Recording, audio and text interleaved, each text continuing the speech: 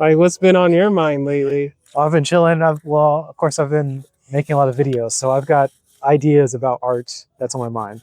Or That's mostly it. I'm trying to have a clean way of describing what knowledge is and how that applies to art, like physical objects. That's what I've been mostly thinking about recently. It does sound pretty complicated. It's not that complicated, but yes. I mean, I don't have just an easy way of doing it. That's all. Well, so explain it to me, because like I'm trying to wrap my head around it already, and it's just like, what do you mean Right. when you say words? You know what I mean? Yeah. So the main thing that I'm going for, I'm just going to kind of jump straight to it. Yeah. The idea is that there's physical objects, Yeah. and that a physical object will stay the same in certain environments, and they won't stay the same in certain environments. So, like if you have like a canvas, or I don't know, like a piece of paper, it'll burn if it's in a fire. Yeah. So it doesn't work in that physical environment. It'll change. So that's the main idea. Thank you very much. Awesome. Oh, sweet. Thank you. So the idea is that things are going to change in different physical environments, and there are going to be some things that stay the same in multiple different physical environments. And I'm calling the thing that stays the same in more physical environments knowledge. Okay, so it does, when you explain it like that, it does make sense. But when you say it stays the same in multiple physical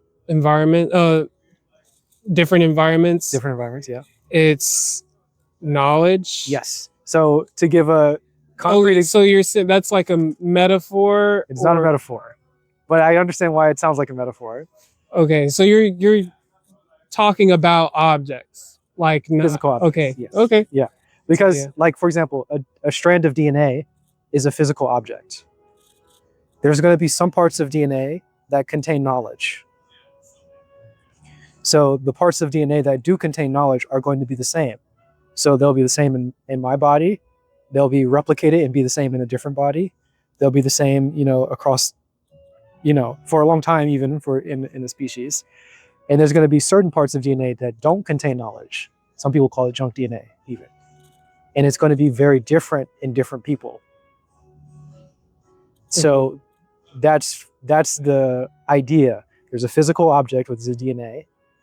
And if it doesn't contain knowledge, it's going to be very different in different environments. If it does contain knowledge, it'll be the same in different environments. Okay. That's the idea. And what are you applying this to? Like, why is this useful knowledge? Why is it useful? Well, if it's useful, it'll be more consistent in different environments. So that's that. But you're saying, why is my understanding that useful? Yeah, like where can you apply this knowledge to? Okay, so the reason why I'm talking about this is to talk about art. Okay. And I want to think of art as containing knowledge. Okay. So if you have a work of art, there's going to be some parts of it that would change in different environments, and some part that don't change in different environments. And when you say environments, are you still talking about? You're not talking about being in fire. But what kind of environments are you? So, like, if we're watching a TV show. Okay, go on. Yeah. Okay. If we watch a TV show, we watch Mr. Robot. There are going to be some parts that are copied into our minds, and they stay the same. So you remember the episode where they had like a single take through the entire episode? Yeah. Like, we remember that. Yeah. Okay. Right. So that information stayed the same. Okay. There are a lot of other things that happen in the episode that we don't remember. Mm-hmm. So that means that they could have changed those details, and it wouldn't have mattered because the general thing got across. Right. So I want to say the part that got across is knowledge, or at least it's something that we need to pay attention to. Those parts are the most relevant aspects of the work of art. And then, of course, those parts will be copied into other works of art. Like another movie might take that same type of scene and and copy that aspect, that it was a single shot for 30 minutes, you can copy that into other works of art. And it is knowledge that is being put into different contexts or different physical environments. That's the idea. I like it. Yeah.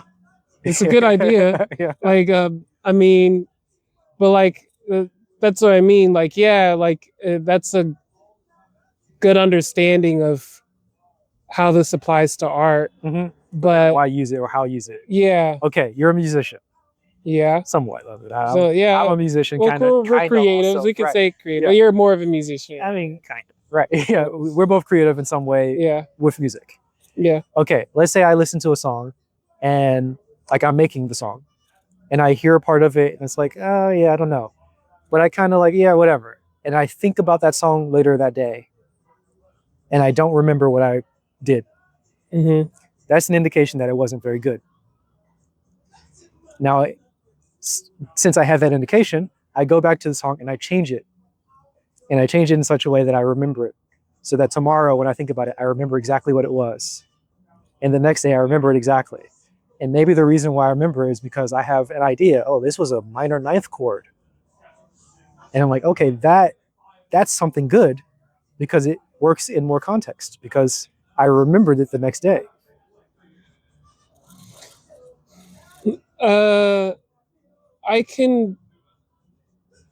I agree, but also, I mean, just forgetting something isn't an indication that it wasn't good.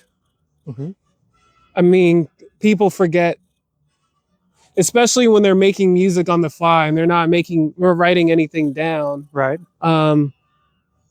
It doesn't necessarily say that it's bad or not good. I mean, there could be other reasons why they forget. There could be, but the things that stand out are memorable. Fair.